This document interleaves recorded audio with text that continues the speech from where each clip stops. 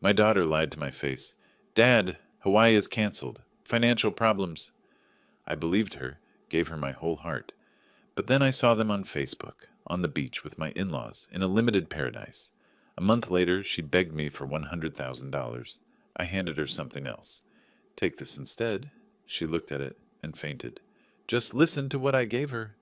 Before we continue, please subscribe to the channel and write in the comments what time it is where you are now. The phone rang twice before I realized my hands were shaking. Celeste's name glowed on the screen. Second call this week, which wasn't like her. I swiped to answer and heard it immediately in her voice. That careful tone she used when delivering bad news to clients at her marketing firm. Dad, we can't do Hawaii. I'm so sorry. The afternoon sun streaming through my living room window suddenly felt too bright. I looked at the shopping bags on my couch, the Hawaiian shirts still folded inside with their price tags attached. $180 I'd spent 3 days ago. What happened, honey? Stuart's company is downsizing. There's a chance he'll lose his position. We just can't afford any trips right now. I know you were looking forward to it. Her words came out smooth, rehearsed, almost, but I pushed that thought away. My daughter was in trouble. Honey, I understand. These things happen in business. The trip isn't important. What matters is that you and Stuart get through this. If you need anything, anything at all, you know I'm here. Silence stretched between us. Then, no, Dad, we need to handle this ourselves. But thank you. That means a lot. I'll call you when things settle down, okay? We said goodbye. I set the phone on the coffee table and stared at those shopping bags. 1 week earlier, I'd been standing in this same spot when Celeste called with the invitation. Her voice had been bright, excited even. Dad, what if we did Hawaii together? End of March? Just you, me, and Stuart. Real family time. I'd felt something warm spread through my chest. Genuine happiness, the kind I hadn't experienced since retiring from real estate 2 years ago. I hadn't seen her since Thanksgiving. 4 months. That night, I'd stayed up past midnight, researching Maui restaurants, reading reviews of snorkeling tours, studying a guidebook I'd ordered from Amazon. I found a tour company that went to Molokini Crater. Spectacular reviews, reasonable price. I booked it immediately, entering my credit card information with steady hands, imagining Celeste's face when she saw the coral reefs. The next day, I drove to the barbershop for a trim. Got my hair shaped up nice. Then CVS for sunscreen. SPF 50, the good kind that doesn't leave white streaks. At the department store, I spent an hour in the men's section picking out those Hawaiian shirts. The saleswoman had smiled at me. Special occasion, she asked. Vacation with my daughter, I told her and meant it. Each evening that week, I'd flipped through the guidebook, marking pages with sticky notes. Sunrise at Haleakala, the road to Hana, a luau in Lahaina.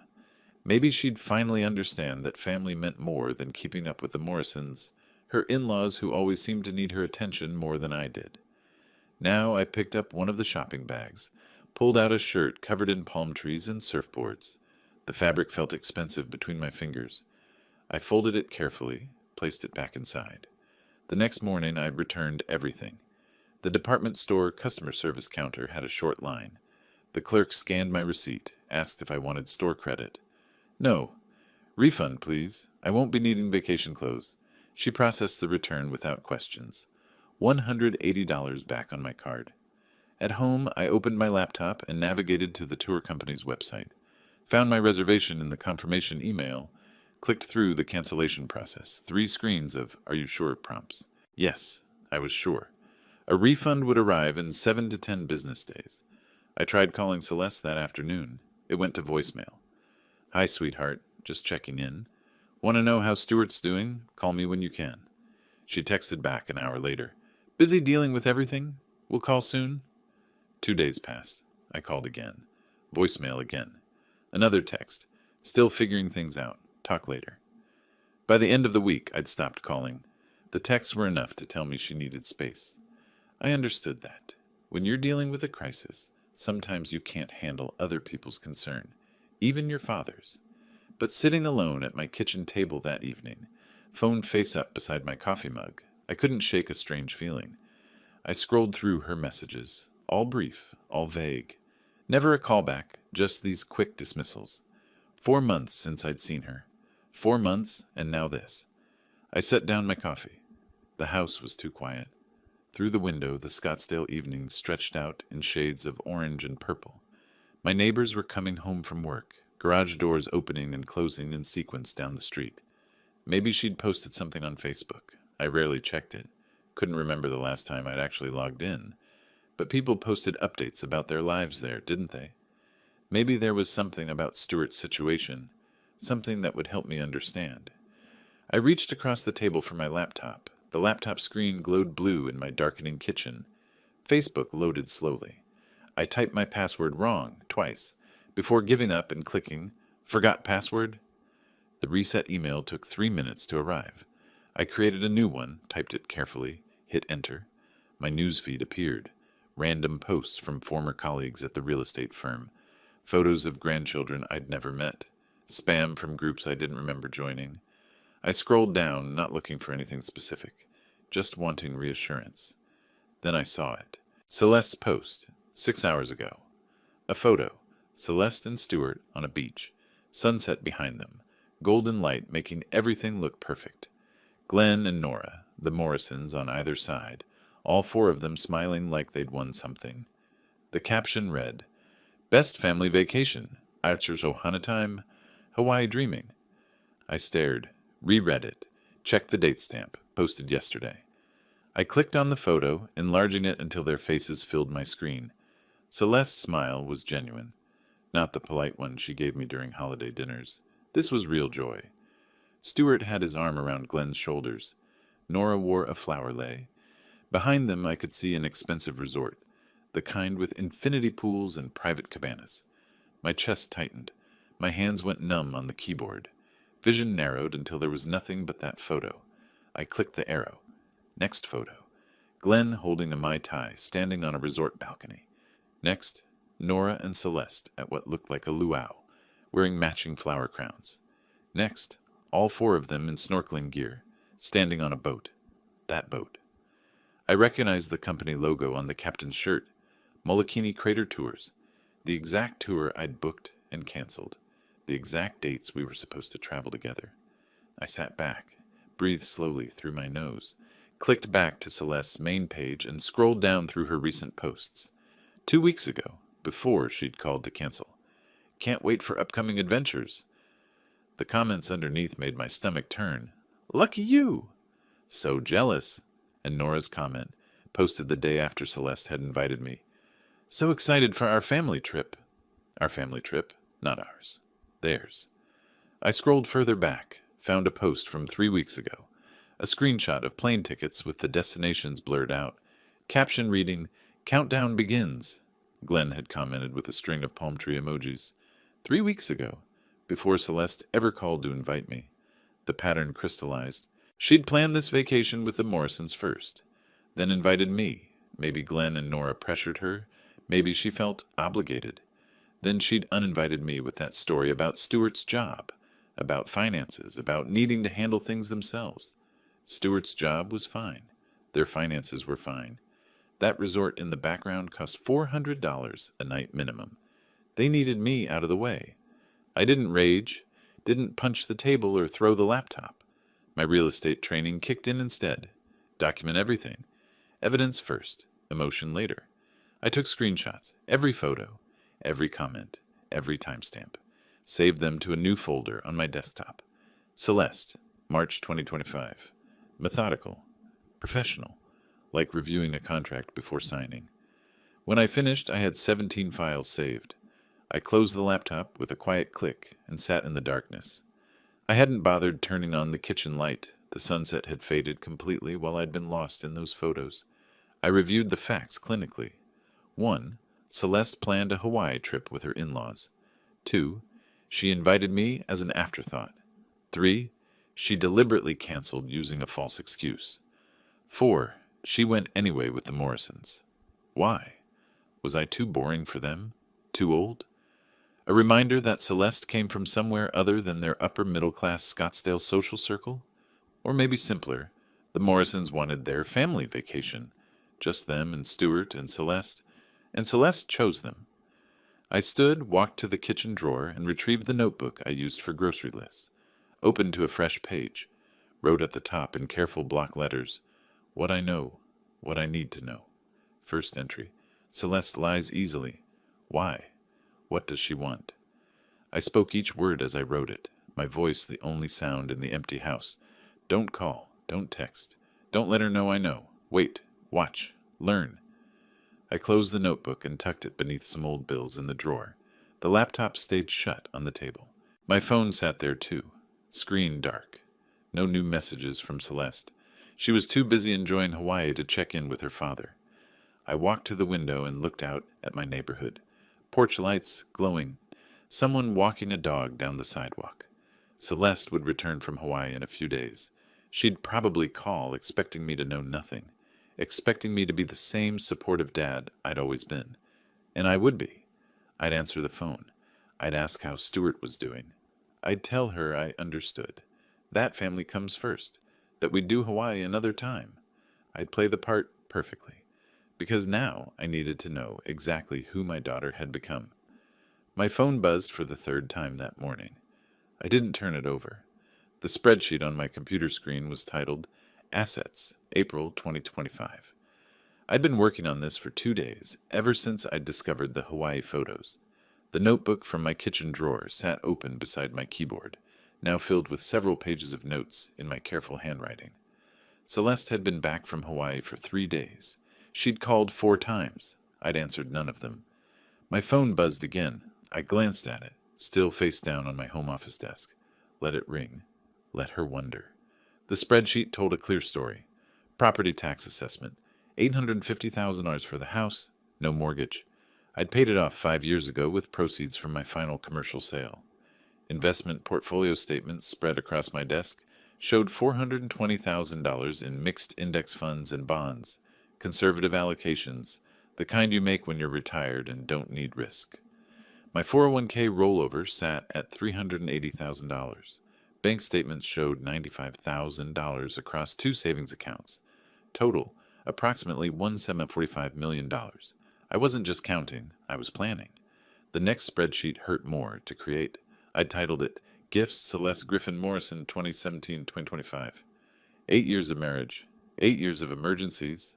I pulled up old bank statements, clicked through years of digital records. Found the wedding contribution, $25,000, paid by check in June 2017. I still had the image saved. Pay to the order of Celeste Griffin for wedding expenses. $15,000 toward her Honda in 2019 when she'd called crying about her old car breaking down. $8,000 for living room furniture in 2021. Dad, we're finally buying our first real couch, the one we've been saving for. But those were just the large ones. I scrolled through Venmo history, found transaction after transaction. $2,000 for unexpected medical bills, $3,000 for Stuart's certification course, another $2,000 when their air conditioning died, $1,500 for emergency home repairs. Each time, she'd called with urgency in her voice. Each time I'd transferred the money within hours. I tallied the final sum, $79,400 over 8 years. Nearly $10,000 per year. Every year, for almost a decade. The pattern was undeniable. I wasn't a father to her. I was a bank. My phone rang again. I picked it up this time, checked the screen. Voicemail notification, 4th one this week. I played it on speaker. Dad, I'm getting worried now. You haven't called back. Please let me know you're okay. I'm going to stop by this afternoon, around 3. I need to see that you're all right. I checked my watch. 2:47 p.m. 13 minutes. I saved the spreadsheets, closed them, put the notebook in my desk drawer, locked it, walked to the bathroom, checked my appearance in the mirror. I looked the same as always. Gray stubble I'd forgotten to shave, reading glasses hanging from a cord around my neck, old cardigan with the stretched pockets. The doorbell rang at exactly 3 o'clock. Through the window I saw Celeste's silver Lexus in my driveway. She stood on the porch holding a coffee carrier with 2 cups. Her concerned expression looked practiced. I took 30 seconds to compose myself, breathed evenly, arranged my face into neutrality, opened the door. Dad, I was worried. She thrust one of the coffees toward me. You haven't been answering your phone. I called 3 times this week. Are you okay? I'm fine. I accepted the coffee, but didn't drink. Just busy with some things. You didn't need to drive over? I stepped aside. She entered, looking around like she expected to find evidence of crisis. Medical emergency, fall, something that would explain my silence. We sat in the living room, not the kitchen where I'd discovered her betrayal. That room was contaminated now. Celeste perched on the edge of the couch, her coffee cup balanced on her knee. She started chattering, nervous energy filling the space between us. Work has been crazy since we got back. The marketing campaign deadline moved up, and Stuart's been putting in extra hours. You know how it is. She didn't mention Hawaii directly, testing whether I knew. The weather's been beautiful, though. Have you been getting out? Maybe we could do lunch sometime this week. Sounds busy. She waited for me to ask questions. Usually I did. How's the campaign going? What's Stuart working on? When did you want to do lunch? I said nothing. The silence stretched. She sipped her coffee, set it down, picked it up again. So what have you been up to? You said you were busy?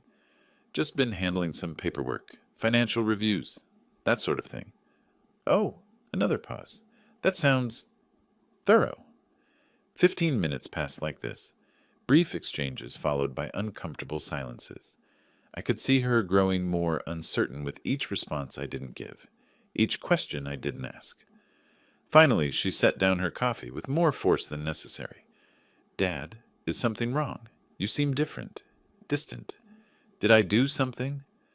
I looked at her directly for the first time since she'd arrived. I'm the same as I've always been, Celeste.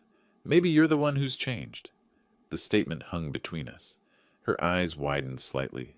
Did he know? How could he know? I don't... What do you mean?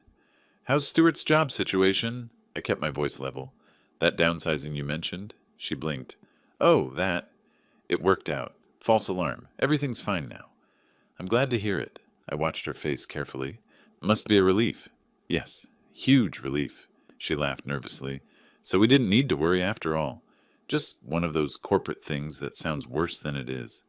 I nodded, didn't smile, didn't reassure her that I understood. She stood abruptly. I should get going. Stuart's expecting me home. But Dad, please answer your phone next time. I really was worried.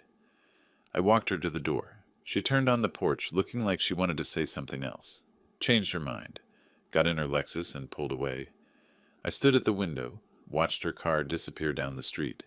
Then I returned to my office, unlocked the desk drawer, pulled out the notebook, opened to a fresh page, wrote at the top, next steps. Below it, 3 items. 1. Legal consultation, trust attorney. 2. Asset protection strategy. 3. Wait for her next move. My phone sat on the desk, screen dark. She'd call again. Next time, I'd answer. I'd be pleasant. I'd listen to whatever she needed, and I'd use every word to build my case. But first, I needed to talk to a lawyer. The attorney's office was on the 14th floor. I took the elevator. Richard Chen's firm occupied a modest suite in downtown Phoenix, Chen and Associates, etched in frosted glass on the door. I'd arrived 15 minutes early for my 2 p.m. appointment. The manila folder on the passenger seat of my car contained printed copies of my financial spreadsheet. The notebook sat beside it. I'd found Chen through 3 hours of research. 5 client reviews had convinced me. Thorough. Explains complex concepts clearly. Protected my assets from family disputes. That last one had caught my attention. The receptionist led me to Chen's office. He stood when I entered. Mid-50s. Dark suit. Firm handshake. His office was professional without being pretentious. Law books lining shelves. Family photos on the credenza. Framed certificates on cream-colored walls. Mr. Griffin, please sit. He gestured to a leather chair across from his desk. You mentioned on the phone you're interested in estate planning? I settled into the chair, placed my folder on my lap. I'm 63, retired, with substantial assets. 1 daughter, married. I'm concerned about asset protection and tax optimization. I'd like to explore setting up an irrevocable trust. Chen opened a legal pad, made notes. Irrevocable trusts serve several purposes. What are your primary goals? I want to support causes I believe in while ensuring proper management of assets. Long-term protection against potential claims or disputes. He nodded. Family disputes are more common than people realize. Are there specific concerns about your daughter? I chose my words carefully. I want my estate distributed according to my values, not assumptions about family obligations. Understood. Chen leaned back. Let me explain how irrevocable trusts work. Once established, you cannot modify or reclaim assets placed in them. The beneficiary you designate at creation has clear legal rights to those assets. You give up control permanently. That's what makes them powerful for asset protection, but it's also irreversible. Are you certain about this direction? I'm certain. I've spent considerable time thinking about my legacy and what I want to support. This is the right structure for my goals. Chen walked me through the mechanics. The trust would hold whatever assets I transferred. Could be cash, property, investment accounts. Beneficiary designation was critical and permanent. Tax benefits existed if structured correctly. The process would take 2 to 3 weeks. Draft documents, review, revisions, notarization, then formal asset transfer. Cost is $3,500 for comprehensive trust creation plus will revision. Does that work for your budget? That's fine. I didn't negotiate. This wasn't a casual inquiry. We spent another 40 minutes discussing details. I provided my financial overview without emotional context. Chen asked technical questions about tax basis, estate valuation, potential challenges. Professional throughout, he never pressed for personal motivations. At 3:30 we shook hands. I'll have draft documents within 3 days. We'll schedule a review meeting once you've had time to examine them. I drove back to Scottsdale as the afternoon traffic built on the I-10. By the time I reached home, my phone showed 2 missed calls from Celeste. She'd been calling more frequently since our tense visit 10 days ago. Rebuilding rapport, warming the waters she'd felt ice over. I called her back. Dad, I was hoping to catch you. How was your day? Fine. Had some appointments. What's going on with you? Oh, the usual chaos at work. But I wanted to tell you something interesting. Her tone shifted. Careful enthusiasm. Stuart and I met with some friends last week. They're opening a coffee franchise. Apparently there's good money in specialty coffee these days. They were talking about the business model, and I thought of you. You always understood commercial properties and business investments. Coffee franchises can be profitable in the right location. What's their concept? Who's managing it? I don't have all the details yet, but it sounds solid. Local roasting, community focus, that kind of thing. I'll find out more. We talked for another 10 minutes. She asked about my week, told stories about her coworkers, mentioned Stuart casually. The call felt almost normal. Almost. 3 days later, Chen emailed the draft trust documents. I printed them, reviewed every page at my kitchen table. The irrevocable nature was spelled out in precise legal language. The grantor hereby permanently and irrevocably transfers. Beneficiary line was blank, waiting for my decision. I spent that evening researching Arizona veterans charities. Found one with transparent finances and strong ratings. Arizona Veterans Alliance. 87% of funds went directly to programs helping homeless veterans. Annual reports were public. Board members listed with credentials. I emailed Chen. Beneficiaries should be Arizona Veterans Alliance, Phoenix chapter. Also request addition to will. Explicit statement that daughter receives nothing, unless she accepts trust terms without challenge within 30 days. His response came within an hour. Understood. Will revise accordingly. This is enforceable under Arizona law. Celeste called again 2 days later. Dad, remember that franchise I mentioned? They're looking for investors now. It's a limited opportunity. They only want a few partners who understand business. Would you be willing to look at their business plan? Just for your opinion. You have such good instincts about these things. Send me what they have. I'll take a look. Can't promise anything, but I'm happy to give you my assessment. Thank you. I really value your input. I'll email it today. The email arrived at 4:47 p.m. Subject line, Coffee Shop Investment Opportunity. The attached business plan was 23 pages of poorly formatted text and unrealistic projections. Market research consisted of generic statistics about coffee consumption. Management team had no restaurant experience, just enthusiasm and ambition. Financial projections showed 25% annual returns. 25%. in a coffee shop. The ask was buried on page 19. $100,000 for a 15% equity stake. I read every page twice, made notes in the margins of my printed copy, checked their numbers against industry standards I remembered from commercial real estate. None of it made sense. I emailed back, "Interesting. Let me think about this for a week." Her response came within 2 minutes.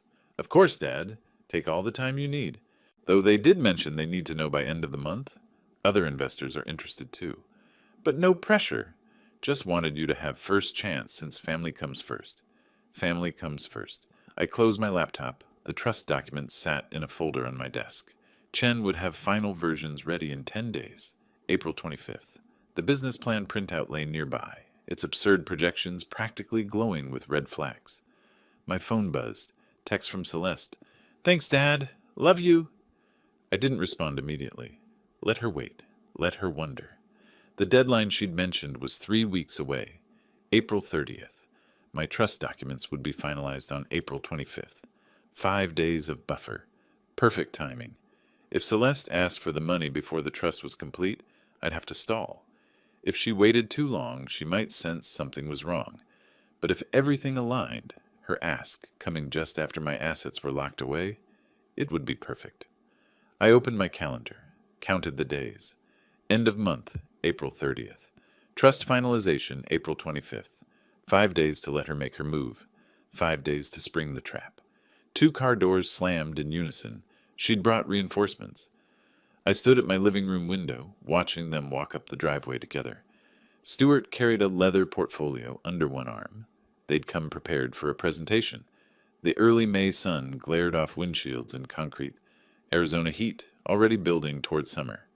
My phone had buzzed that morning with Celeste's text. "Can Stuart and I come by this afternoon? Want to discuss that opportunity with you in person?" Translation: time to ask for my money.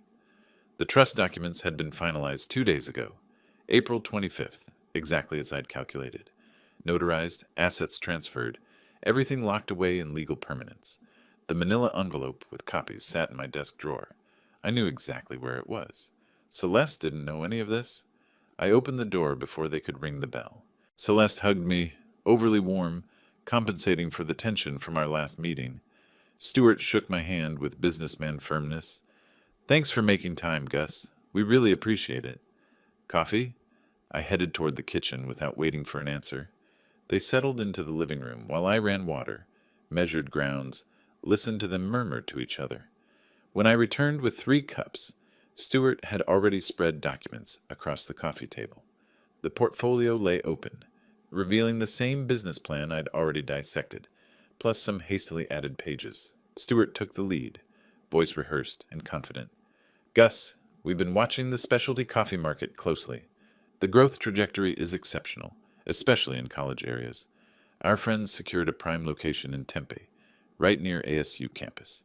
Student traffic, young professionals, perfect demographics for specialty coffee." He pulled out his tablet, showed me a simple spreadsheet. "The investment we're discussing is $100,000 for a 15% equity stake. We already have 3 other investors committed. The projections show break-even in 18 months, then 20 to 25% annual returns." I sipped my coffee. Let him finish. "The franchise provides comprehensive training and support. Everything's turnkey. Build-out, equipment, operating systems, all included in the investment. We just need to close the funding round by month's end to proceed with the lease signing." I set down my cup. "Who's managing day-to-day operations? What restaurant experience do they have?" Stuart's confidence flickered. "The franchise provides extensive training. They walk you through everything." "That's not what I asked. Who specifically will be there daily, making decisions, handling staff?" "Well, our friends, the primary investors, they're committed to hands-on involvement." "What's their background? Previous restaurant management, food service?" They're motivated entrepreneurs. The franchise system is designed to... And the lease structure? What are the terms? How much is covered by this investment versus ongoing operational costs? Celeste intervened, taking my hand across the table. "Dad, I know you're being careful. That's smart. But this is about more than just numbers on paper." Her voice softened. Stuart and I have been talking about our future, about starting a family. This investment could give us the stability we need. Your grandchildren could grow up knowing their grandfather helped build something meaningful. First mention of grandchildren. Obvious manipulation, but delivered with enough apparent sincerity that someone who didn't know better might believe it. I looked directly at her face, studying whether she believed her own words. Starting a family is significant. That's exactly why this deserves careful consideration. $100,000 is substantial. Stuart jumped back in, sensing an opening. If you have specific questions, maybe we can address them now? The timing is really critical here. The other investors need confirmation by month's end. If we can't commit, they'll have to find another partner. Then they'll have to wait 1 week for my answer. I kept my voice level. That's reasonable. If the opportunity is solid, it can withstand 7 days of due diligence. Celeste's face fell. She'd expected enthusiasm, or at least immediate interest. Dad, 1 week. That's my decision. Stuart closed his portfolio with slightly too much force. Celeste gathered her tablet, her movements stiff. At the door, she hugged me again. This time I barely returned it. Please really think about this, she said. It's not just about the business. It's about believing in us, in our future. I'll give it the consideration it deserves. I'll call you in 1 week. I watched from the window as they sat in the car, not driving away immediately. Celeste gestured animatedly. Stuart's jaw was tight, hands gripping the steering wheel. They were clearly debating what went wrong, why I hadn't jumped at the chance to invest in their future. Finally, they pulled away. I returned to my office, unlocked the desk drawer. The manila envelope lay exactly where I'd placed it. Inside, trust documents showing the house title transferred to Arizona Veterans Alliance. 65% of my liquid assets locked away in irrevocable structure. Will revised with explicit conditions. All completed 2 days ago. She'd asked for $100,000. I'd just made sure she'd get exactly what she deserved.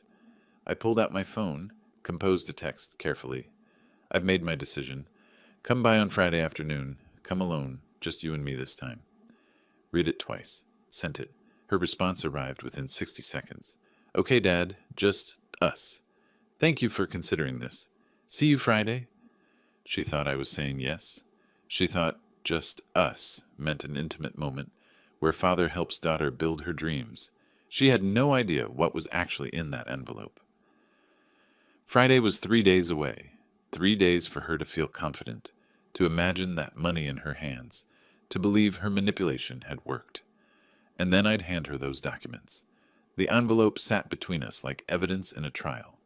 I'd spent the morning arranging furniture, 2 chairs facing each other across the coffee table, not the casual couch setup from before. This needed to be formal. The manila envelope rested precisely in the center, impossible to ignore.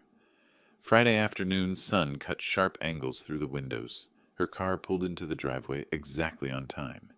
Eager, I took a breath, not from anxiety, from preparation. Celeste walked in smiling, hugged me with what seemed like genuine warmth. It's been a nice week, Dad. The weather's finally perfect. She sat down, noticed the envelope immediately, but didn't ask. Started her approach. I've been thinking about what you said, about careful consideration.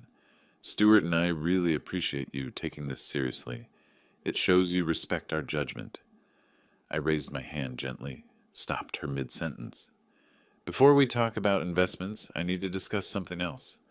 I've been thinking this week about family, about values, about what really matters when trust is broken. Her expression shifted. This wasn't the script she'd prepared for. Sure, Dad. What's on your mind? When you canceled our Hawaii trip, you said Stuart's job was in jeopardy. Financial troubles. I believed you. I kept my voice measured. Then I saw your Facebook posts. You were in Maui those exact dates. With Stuart. With Glenn and Nora. You weren't in financial trouble. You just didn't want me there. The color drained from her face like water from a sink. Dad, I can explain. It wasn't like that at all. Glenn and Nora surprised us with tickets. It was last minute. I didn't want to hurt your feelings by saying we chose their invitation instead. Stop. I didn't raise my voice. Stuart's work was fine. The photos showed expensive resort, snorkeling excursions, luau's. No financial stress. You lied to exclude me because the Morrisons wanted their family vacation without me. You chose them. She switched tactics, leaning forward. Okay, I made a mistake. I'm sorry. But that was months ago, Dad. Can't we move past it? This investment is about our future, about you believing in us. You want $100,000 for an investment Stewart couldn't explain when I asked basic questions. Unrealistic returns, no experienced management, artificial deadline pressure. I picked up the envelope. You expected me to write a check like I always have. I slid it across the table. I'm not giving you $100,000, but I am giving you something. Take this instead. She opened it, confused, pulled out the notarized documents, started reading. Her lips moved silently over words: irrevocable trust, Arizona Veterans Alliance, transfer of property and assets. Confusion became comprehension.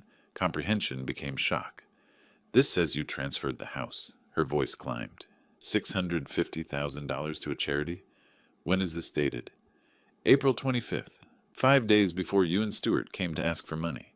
She flipped pages frantically, found the will copy. Everything goes to this veterans organization. I get... She looked up. I get nothing? Read it again. There's a conditional provision. But she wasn't reading anymore. She stood abruptly, papers falling from her hands. Her legs looked suddenly unsteady. Dad, what did you do? Why would you? This is insane. You can't just... She reached for the chair back, missed, stumbled sideways, and collapsed onto the couch, not unconscious but overwhelmed. Sat there with her head in her hands, while legal documents scattered across my floor like broken promises. I remained standing, looking down at her.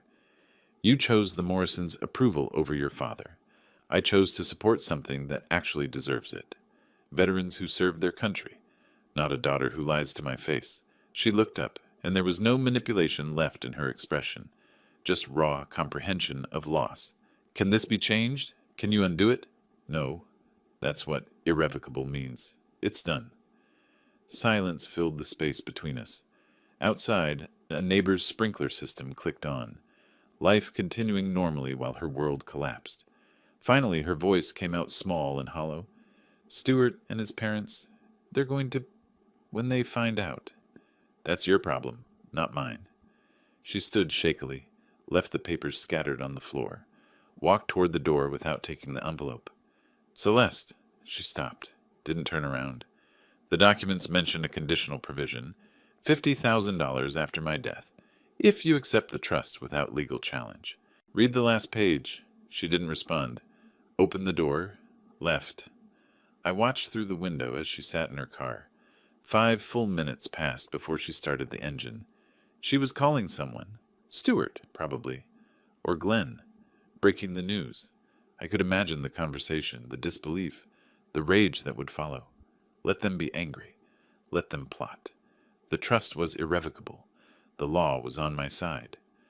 I turned away from the window and began picking up the scattered papers from the floor. Each page represented months of planning, careful legal construction, and one simple truth. Actions have consequences, even for daughters who forget where they came from. Her car sat in my driveway for 7 minutes. I counted. I stood at the window, holding the papers I'd just picked up from the floor. Through the glass, I could see Celeste's shoulders shaking, phone pressed against her ear. She was crying, gesturing with her free hand. Stewart, probably, or already calling Glenn with the news. I turned away, carried the scattered documents to my office, filed them methodically in the manila folder with the other copies. The phone stayed silent for 43 minutes. Then it started. Celeste's name lit up the screen. I let it ring through to voicemail. 2 minutes later, Stewart's number. Ignored. Then Celeste again. 3 more times before I turned the phone face down on my desk. The vibrations continued, rattling against the wood like an insistent knock. That evening, I reviewed Richard Chen's contact information, made notes about what had happened, timestamps, exact words exchanged, documentation, a habit from 30 years selling real estate. Everything written down, dated, filed. By Saturday morning, my voicemail box was full. I played them back one at a time, pen in hand. Celeste's first message, voice breaking. Dad, how could you do this? Just, how could you? Sobbing made the rest incoherent. Second message, anger replacing tears. Someone's manipulating you. This isn't who you are. You need to think clearly about what you've done. Stewart's messages were more controlled. Gus, we need to discuss this rationally. There are options here. Call me back so we can talk this through. Then a new voice, deep, authoritative. Gus, this is Glenn Morrison. We need to discuss your recent decisions. Celeste is devastated, understandably. There are serious legal implications you may not understand. Call me immediately so we can resolve this sensibly. I wrote down the key phrase, legal implications. Sunday brought a different tone. I've consulted with our attorney regarding this trust situation. Glenn's voice had gone cold. The arrangement appears highly irregular, particularly given your age and isolation. We have genuine concerns about your competency when these documents were executed. For your own protection, we're exploring legal remedies. This is your final opportunity to address this privately. The word competency landed like a punch. They were going to claim I was mentally unfit. I sat back in my chair, stared at my notes. This angle I hadn't fully anticipated. Challenge the trust by challenging my mind. Tuesday morning, a FedEx truck pulled into my driveway. The envelope was thick, formal. Law firm letterhead, Morrison and Associates. RE Irrevocable Trust, created. April 25th, 2025. Demand for rescission. I read it twice. Legal language about concerns regarding mental capacity and undue influence at time of execution. Formal requests for medical records. Demands to dissolve the trust and restore assets to my personal control. Deadline, 10 days to respond. Threat of litigation if demands not met. I called Chen immediately. I can be there in 2 hours, he said. His office felt smaller than I remembered. Chen read the letter carefully, nodding occasionally, making notes in the margins with a red pen. Standard intimidation tactics, he finally said. They're claiming diminished capacity and possible undue influence, meaning someone manipulated you into creating this trust. They have no evidence because it didn't happen, but they're betting you'll panic and settle to avoid litigation. Can they actually challenge my competency? Force this into court? They can file suit. Even baseless claims require defense. Depositions, medical records, public testimony about your mental state. It's expensive, invasive, and time-consuming. Chen set down the letter. But we have advantages. The trust predates their money request by 5 days. That proves it wasn't impulsive revenge. You were represented by counsel, me. Your intent was clear, documented, and rational. So what do we do? Get ahead of it. Comprehensive medical evaluation, physical and psychological, dated now while their challenge is pending. Shows you're confident in your mental state. Also, I'll respond formally. He pulled out his laptop. We'll note that the trust was properly executed. You're fully competent. Any litigation will be vigorously defended. And if we prevail, we'll seek recovery of attorney's fees under Arizona law for frivolous claims. I nodded. Set it up. Whatever evaluations you need. Driving home, the sun was setting over the Superstition Mountains. The sky burned orange and purple. Beautiful, indifferent. My phone rang. Celeste's name. I almost ignored it. Then answered. Dad, Glenn says we have grounds to fight this. Her voice was hard, nothing like the crying from Friday. He says you weren't thinking clearly. We're going to prove that you weren't in your right mind when you signed those papers. You're going to claim I'm incompetent? Your own father?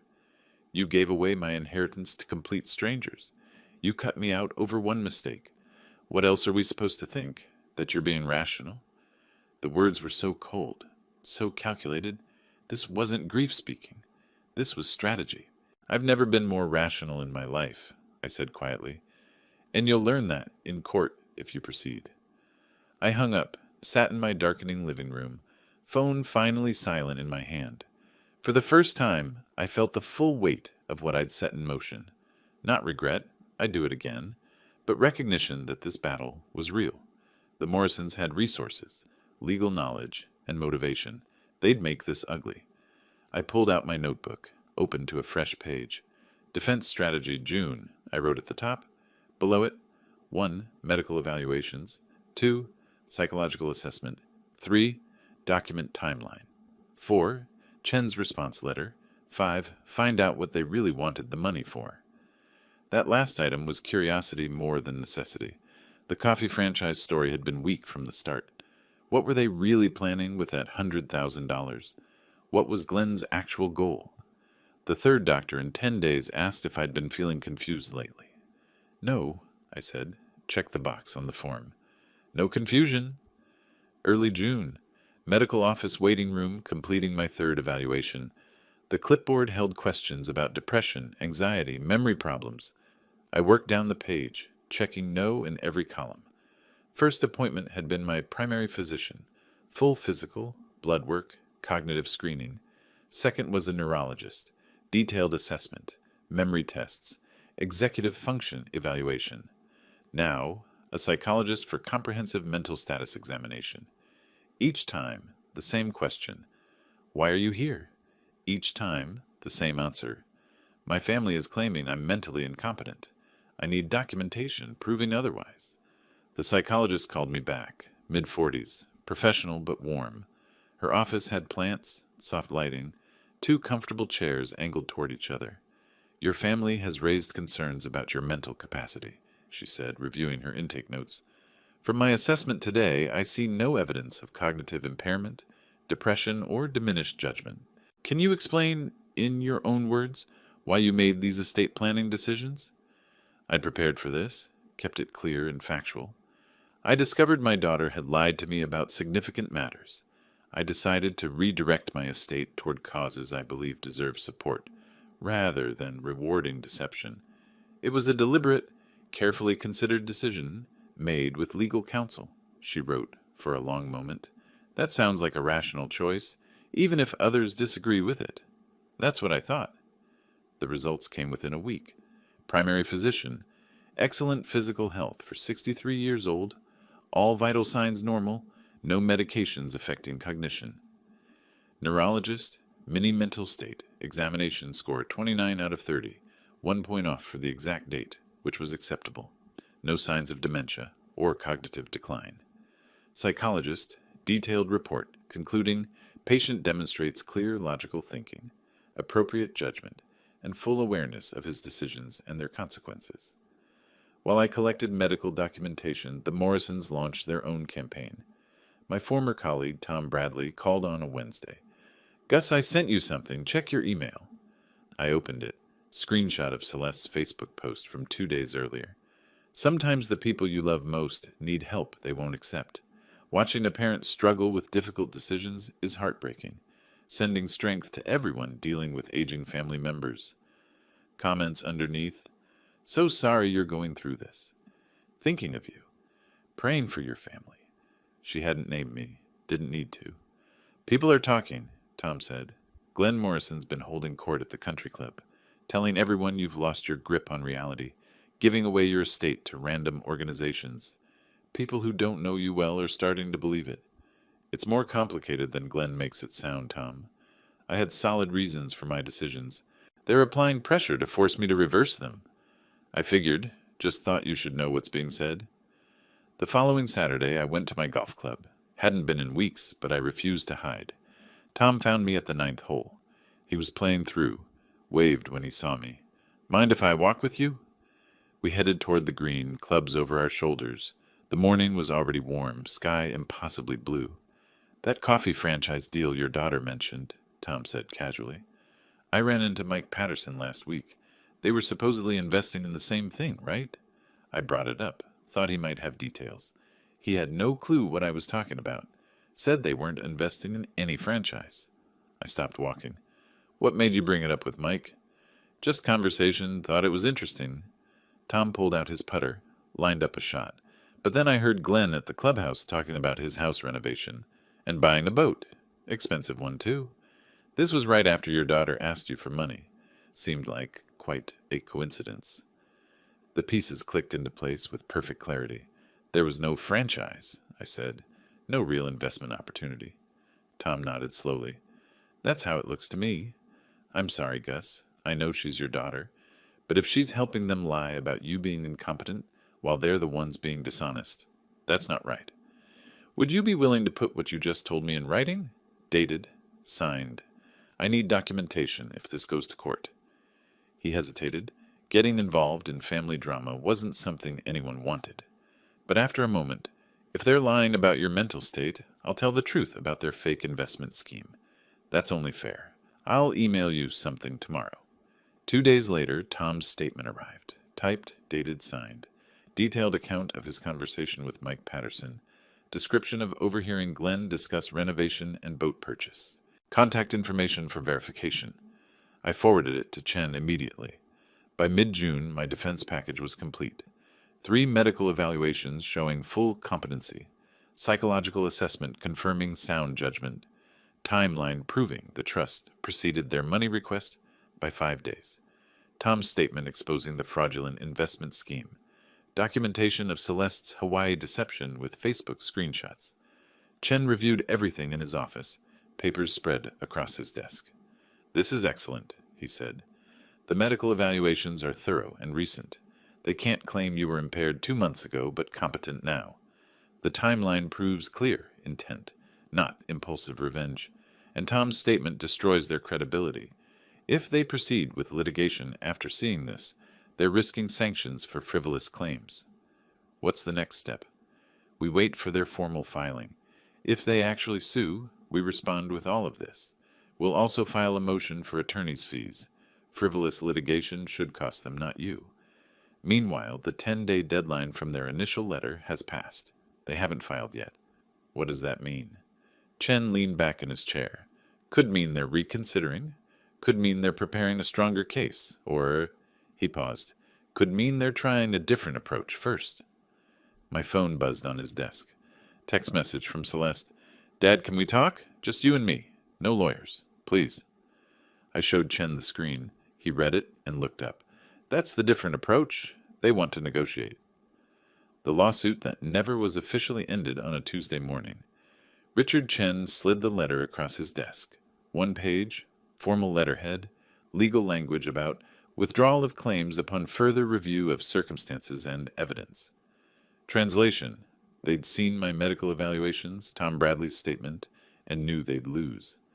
Their attorney would have been sanctioned for pursuing a frivolous claim, Chen said. His smile was professional, but I could see satisfaction behind it. The trust is ironclad. You've proven competency beyond any reasonable doubt. Will they try again? Not through legal channels. But family pressure? That's different. He tapped his pen against the desk. That's why Celeste wants to meet without lawyers. She's going to ask you to voluntarily modify the trust. I'd expected this. Anticipated it, even. I'll meet with her, but on my terms. That afternoon, I texted Celeste, "We can meet. My house Friday afternoon. Come alone." I didn't tell her the lawsuit was withdrawn. Let her think it was still pending. Friday, I prepared like a business negotiation. Printed Tom Bradley's statement. Found the Facebook screenshots from Hawaii. Arranged them on my coffee table, ready if needed. The doorbell rang at 2 o'clock. Celeste looked tired. No makeup, simple jeans and a plain shirt. Calculated vulnerability. She hugged me. I allowed it stiffly. We sat in the living room. Same spot where I'd handed her the envelope months ago. "Dad, I've had weeks to think." Her voice was soft. "About what I did, the lies, Hawaii, how I treated you." Pause. "I was wrong. I let Stuart's parents influence me too much. I prioritized the wrong things. I'm sorry." Her eyes welled up. Real tears or performance? I couldn't tell. Didn't care. I said nothing. "I know I hurt you. I know trust is broken. But I'm still your daughter. That has to mean something." She shifted tactics. "I'm not asking for that investment money. That was a mistake anyway. But the trust, couldn't we revisit it? Maybe add me as co-beneficiary with the charity? You'd still help veterans while also helping your own blood." I'd heard enough. I picked up Tom's statement from the coffee table, slid it across to her. "Before we discuss trusts, let's discuss truth. There was no coffee franchise, was there?" She picked up the paper, started reading. Her face went pale. "Mike Patterson never invested. The opportunity never existed. Glenn wanted money for his house renovation and a boat." I pulled out the Facebook screenshots. "And Hawaii wasn't a last-minute surprise. You planned that trip with the Morrisons from the start." I showed her the posts. Her own words, dated before she'd invited me. "That's not—" Tom misunderstood the situation. "Tom has given a sworn statement. The evidence is clear. She tried a different approach. Glenn and Nora pushed the investment idea. When I found out what they really wanted the money for, I was already committed. You don't understand what it's like being married into that family. The pressure, the expectations. I'm caught between you and them. You had choices at every step, I said quietly. You chose to lie about Hawaii. You chose to present a fake business plan. You chose them over me. Own your choices, Celeste. Her eyes filled again. Then give me one more chance. I'll fix things with Stuart's parents. I'll be better. Just don't cut me out completely. There's a conditional provision in the trust. $50,000 for you after my death, if you accept, without challenge. I watched her face calculate. But there's one requirement to claim it. What requirement? You'll come here with Stuart, Glenn, and Nora present. You'll confess out loud that Hawaii was planned without me and the investment was fake. You'll admit the truth in front of everyone. With my attorney as witness. She recoiled like I'd slapped her. That's humiliation. You want me to destroy my marriage? Glenn and Nora will never forgive me. Stuart will hear the truth about who he married and what his parents did. Whether that destroys anything depends on what your relationships are actually built on. She stood, shaking. The submissive mask was gone completely. You're punishing me. This isn't about justice or lessons. You're just bitter and vindictive. I'm giving you a choice, I said, still seated. Truth and 50,000, or lies and nothing. Choose. 50,000 for destroying my relationship with my in-laws? That's not a choice, that's extortion. Then don't choose it. Walk away. But the trust doesn't change either way. She stormed to the door, turned back. You're not the father I knew. You've become cold. And you're not the daughter I raised, I said quietly. But here we are. She left. The door slammed. I sat in the empty room, surrounded by printed evidence of betrayal. Gathered the papers slowly, returned them to my files. I'd given her a choice, a hard choice, but fair. Truth for $50,000. She'd called it extortion. Maybe it was.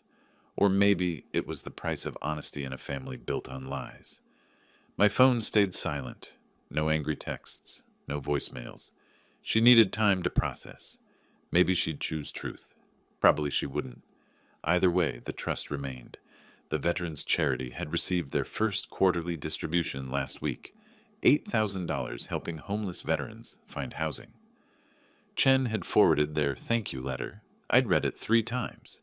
That money was doing actual good, helping people who'd served something larger than themselves. I walked to my office, opened the desk drawer, pulled out a folder labeled Future Plans.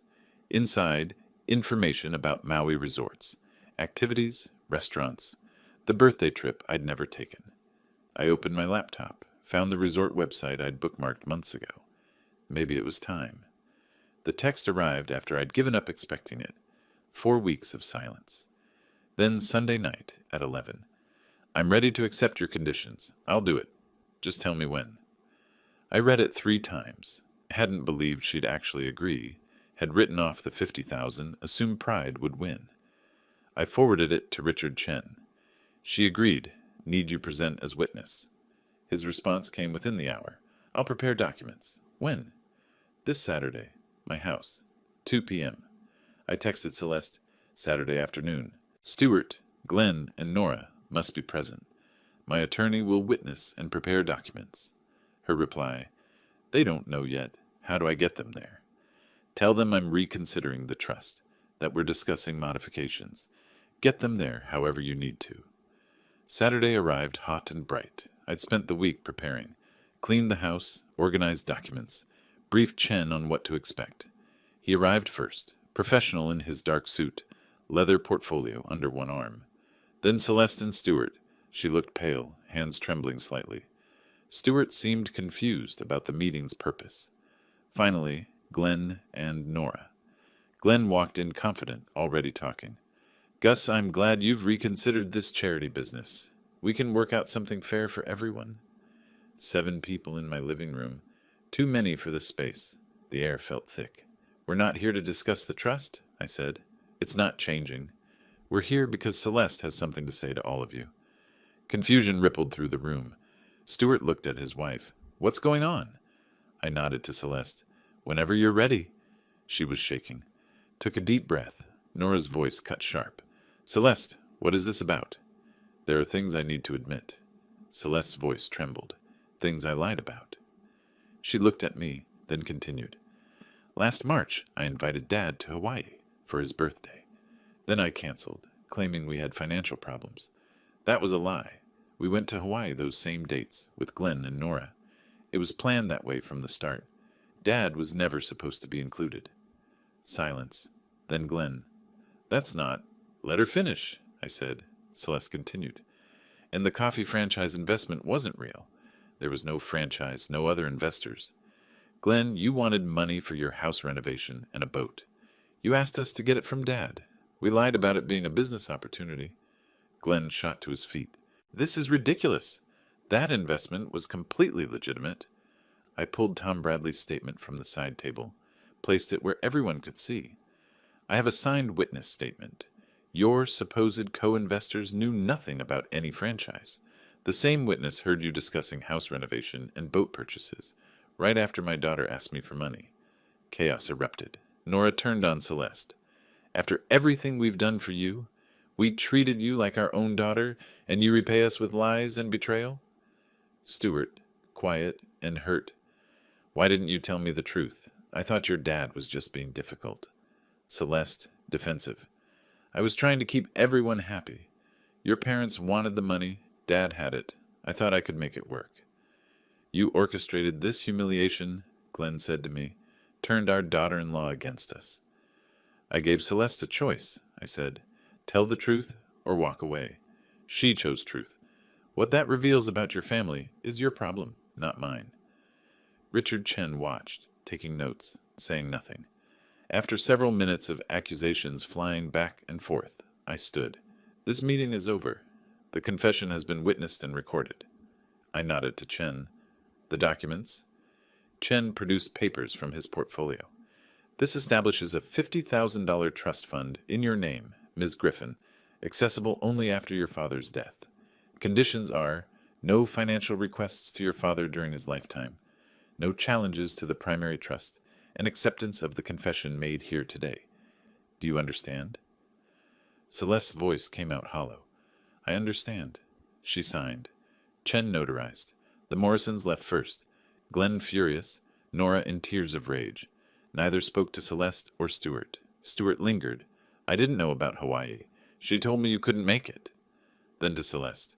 We need to talk. They left together. Stuart's body language was distant, careful. Chen packed his papers.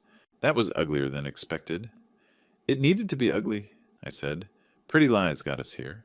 Ugly truth gets us out. After he left, I stood alone in the quiet living room, picked up a letter from my desk, from Arizona Veterans Alliance, thanking me for the quarterly distribution that helped house 3 homeless veterans, real people, real help, real purpose. I walked to my office, opened my laptop. The Maui Resort website was still bookmarked. I completed the reservation I'd started weeks ago.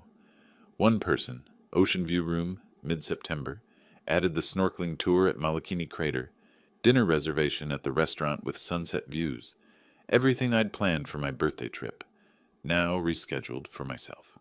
Alone. The confirmation email arrived. Hawaiian Airlines, seat 12A, window seat. 1 passenger, Gus Griffin. I looked at the screen and allowed myself a small smile. 63 years old and finally learning that freedom isn't given, it's taken. One decision at a time. The house felt peaceful, not empty, peaceful.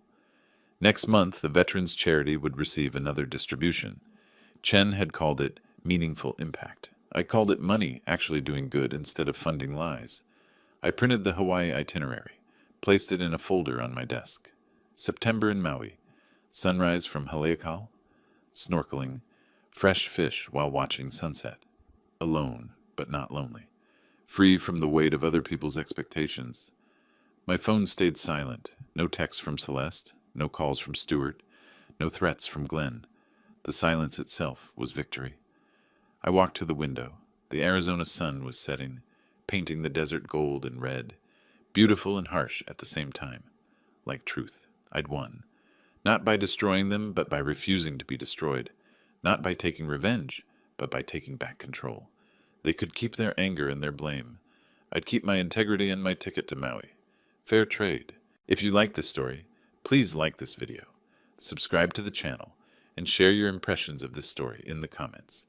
To listen to the next story, click on the box on the left. Thank you for watching.